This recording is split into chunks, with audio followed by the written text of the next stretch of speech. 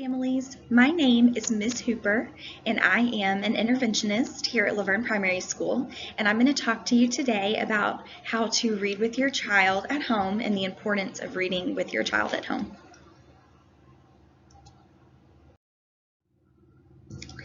So you may have seen these reading strategies before. These are strategies that we use here at school. Instead of just telling a child to sound out the word, in kindergarten, we encourage them to use their eagle eye, which means to look at the pictures, to use lips of fish, which tells them to get their lips ready to make the first sound. So like if the word was fish, they would get their lips ready to make the sound. That helps them come up with what the word is. And then also stretchy snake, which means to stretch it out, sound out the word. In first grade, we move towards some more challenging reading strategies. We encourage first graders to use chunky monkey, which means to break up the word into chunks. To find chunks that they already know within a bigger word can help them attack that word. Skippy frog, which means just to skip right over it if you don't know what it is and then come back to it later.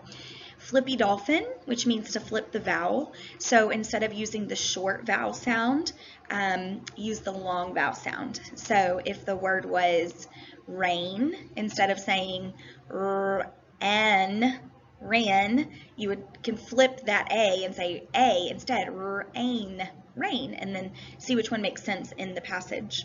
And then try and lion. Just keep trying different words until you find one that makes sense, looks right, and sounds right in the text that you're reading. Okay, so here are some ways that you can read with a beginning reader. This is especially important for our kindergarten students. It's important to let them look at the pictures before you read with them. You can talk about what they think might happen in the book. You can encourage them to follow along and point to the words as you read. You can read a word or a sentence to them and then have them repeat after you. If your child is reading, you can take turns reading each page. You can talk about the story as you read, talk about what's happening, what do you think will happen next, and then read the story again and again. Reading the same stories over and over helps build fluency and confidence in your reader. So a lot of times we hear from parents, oh, they've just memorized the story, or they're just repeating what I say. And then you think that you're doing something wrong, or you think they're not learning to read. But we want you to know that repetition and memorization are totally okay. It is okay for them to use the pictures to help them read. This is called eagle eye, which is one of our strategies that I just talked about. And this is the first step in the reading process. We want them to be looking at the pictures. So you should never cover up the pictures while you're reading with your child. And it's also okay for them to want to read the same book over and over. This is called a familiar read, and it helps your child build fluency, and it helps them feel confident that they can read a book. We all have that book that we just loved as a kid, and you probably read it over and over and over. This is good. We want to encourage that. And studies show that we learn best from repetition, and this is also true when it comes to reading. Developing reading routines is a great way to work on learning to read. So doing the same thing over and over is actually going to build a better reader. Okay, so this is something that you can do with your student as you're reading out loud to them. You can have them help you find print concepts. So print concepts are just parts of the book. So you can help them find the front of the book, the back of the book, the title, the author, the illustrator, the title page, a page in the book, a certain word. Like if you know that your student is working on the word the that week, you can have them find the word the in the book. A period or a question mark or an exclamation point, a capital letter, a lowercase letter. These are all great things to have your child find, and these are the beginning steps to reading. So it's important that while you're reading, you're also asking some good questions.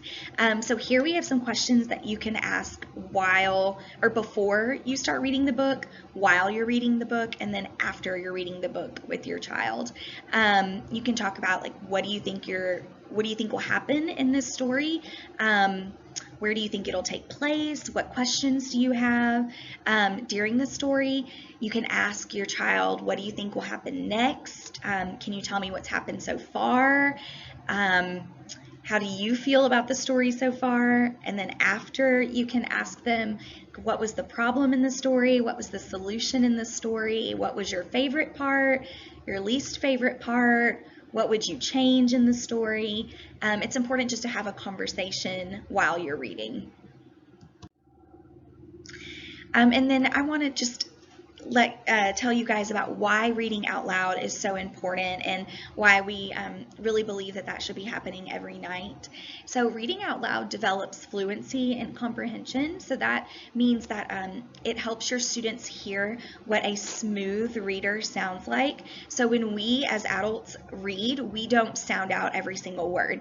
We just know what the words are. And that's really important for students to hear so they know what reading should sound like.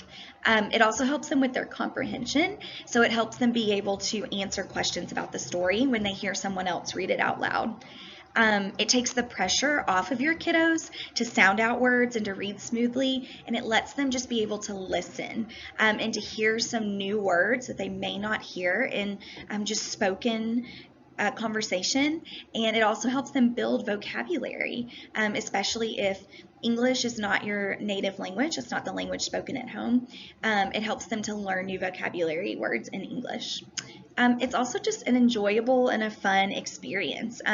You will build a bond and you will build a relationship with your child as you're reading out loud. They can come sit in your lap and get their favorite stuffed animal, and it's just a time to spend together. It shows to your student that you value reading and that you think reading is important. So these are just some different ways that you can read with your child. So you can read out loud to them. You can echo read. So that means that you read a sentence or a page and then your child reads the exact same thing back to you. You can choral read, which means that you both read the story out loud together at the same time. Or you can have them follow you. So you read a word and then they read a word, and then you read a word and they read a word, and you kind of take turns and just kind of stop in the middle of the sentence and let them take over. So I really appreciate your time and your attention. I hope that you learned something new, and I hope you enjoy reading with your students. Thank you.